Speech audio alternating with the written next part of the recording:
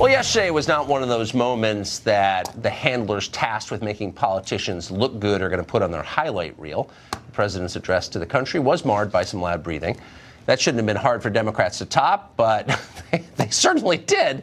Chuck Schumer and Nancy Pelosi appeared together. It was a bizarre tableau, and their awkward appearance immediately sparked ridicule. Even MSNBC wasn't impressed. Watch.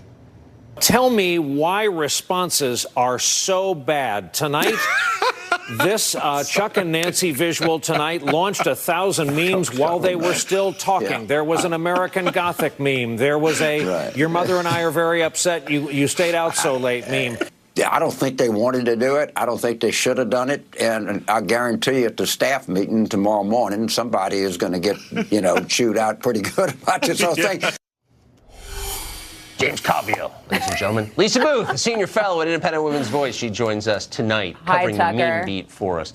So amazing. It's just this is amazing. One of those things where the message kind of got lost in the visuals, maybe? Well, exactly, Tucker. And when MSNBC is laughing at Democrats, you have a problem here. And look, when you're giving a big policy speech like this, you want people to be listening to the words you're saying, the message you're trying to deliver. You don't want people to be watching and saying, my God, alert the authorities. Nancy Pelosi and Chuck Schumer are being held hostage, which was the thought of a lot of Americans watching it because they looked like hostage victims giving this speech. And so, as you mentioned, there were a lot of hilarious takes on this on Twitter.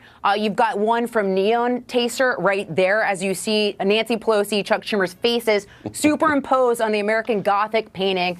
Hilarious there. And that's also what Brian Williams was referencing as well. So another one, this is from George P. Bush saying, we are not mad. We are just disappointed. This looks like, Tucker, your parents, you're in high school, you come home late past curfew, they're mad at you. Greg Gutfeld right there. Chuck and Nancy look like they're selling me a reverse mortgage. Also hilarious. And this is actually my favorite from Melissa Francis. Blink, Nancy, blink, please.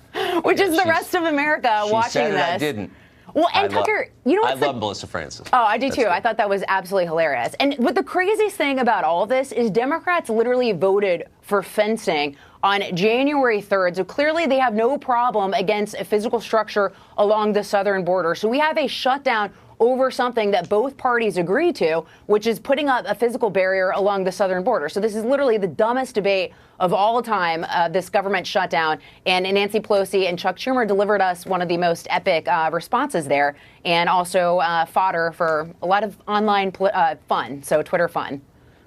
Lisa Boothe, I'm about to steal your point going into the next guest. Talk about a seamless tree. Yes, I am. You can. It's okay. In rare form, I'm giving you credit for that. Lisa Boothe, thank you very much. Thank you, Tucker. Have a great night. Jonathan Harris joins us right now. He's a Democratic political commentator. Ms. Harris, thank you very much for coming on. So I'm going to, again, crib it right from Lisa Boothe. Right. Democrats last week voted for a physical barrier on our border. Right. What are we arguing about exactly? Because there's a difference between a physical barrier. It's like the Secure Fence Act in 2006. There's a difference between a physical barrier, which most of which is already in place, and a concrete wall, which is what Trump wants. What's the difference?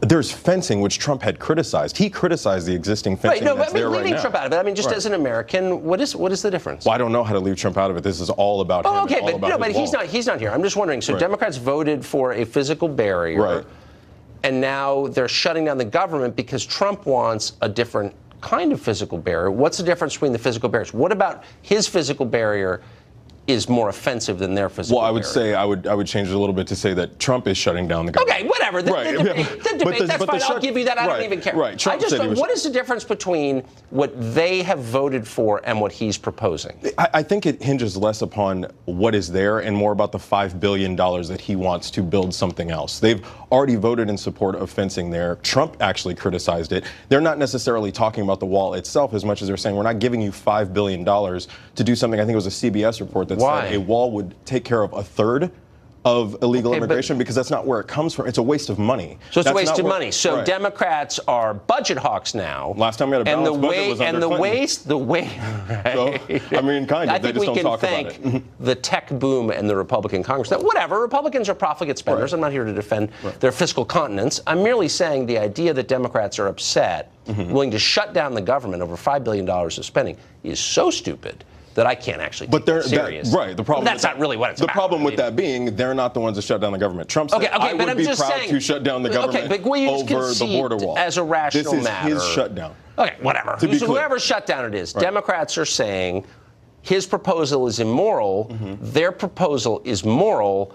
What's the difference between a moral and an immoral physical barrier on our border? Because one doesn't cost $5 billion. So it's the cost that's immoral. So anytime that we spend $5 billion needlessly, we're committing an immoral act. It's not about committing an immoral act. Oh, that's what the Speaker of the House said. Right, that it's immoral. That's not. This is about spending $5 billion to build a wall that is ineffective to address illegal immigration, which does not come from our southern border predominantly, but comes from legal ports of entry. So in a federal budget of over $1 trillion, if I could find another example of $5 billion we spent on something that didn't substantially help the country, would you be willing to shut down the government? I think that would be problematic. But again, how problematic? That would be problematic. Would it be immoral? I'm not president. Trump is president, and he shut down the government. I guess what I'm saying is we have to stay focused on that. Trump shut down the government. In slow motion, dig through the sea of manure to the kernel of truth at the bottom. Of course. Through the sewer of filth. Absolutely. Okay? So the cost, the nature of the barrier, those are not relevant to anything. I think what we're talking about is the fear that what Trump is proposing might actually work. That's the actual problem. There's no reason to believe that it's going to work. So what is the Democratic plan that will work? Again, they laid this out in the address that everybody's kind of making memes out of, which was actually kind of funny. They laid this out. They talked about surveillance. They talked about rebuilding the existing fencing. What they funded is what's already in place. So are they saying that what we have is working? They offered him $1.3 billion currently. They are offering him $1.3 billion. They've offered what we already have. Right. So I'm just trying to figure out the argument. Are they saying that it's not a problem that needs to be addressed? Is that what they're saying? No, they clearly said last night it needs to be addressed. Okay. And the problem is the wall is ineffective. But That's they're why they addressing don't want to spend the money on it by not spending more money than we're currently spending. They are offering him $1.3 billion. But that's already in play. I mean, that's already the plan. So they're saying simultaneously, it's a problem we need to fix, but we're not going to give you more money to fix it. But I think Trump, and if I'm being my most generous here, I think Trump has a misunderstanding of our illegal immigration issue. It is not at our southern border. That is not where this is happening. So what you're saying is it isn't actually a problem we need to fix. No, I'll say it this way. It is a problem. Part of it is at our southern border, but the predominant issues that he's talking about are not from people at our southern border. So 9/11 was not caused by people coming in through Mexico. It was people flying in. But really quick, so there is. I'm just trying to get to the truth. So there is a problem at our southern border, but we're not going to spend more money to fix it. We don't have any new ideas for how to fix it, but there is a problem. It's like saying you have a cracked window and then you're asking for hundreds of thousands of dollars to fix a cracked window. That's not how you fix a cracked window. So you just don't fix it at all. No, you fix it with $1.3 billion that the Democrats are what's already in place, with doing exactly the same things we've been doing. That's going to fix it, but it's not going to fix it. But it is a problem, but not a problem worth fixing. That's not what I said at all. I said that the border wall is $5 billion that would be wasted because it would stop a third of illegal immigration. I get that, but I just don't understand. I don't know what other way to say it. It's a waste of money because it's ineffective. And I don't think Trump understands our illegal immigration issue, and that's why he wants $5 billion for a wall that won't work. I think that may be the one thing he does maybe some things Trump doesn't understand. I think he does understand that. One thing for him would be nice. Mr. Harris, thank you very much. Good to see you. Thank you for having me.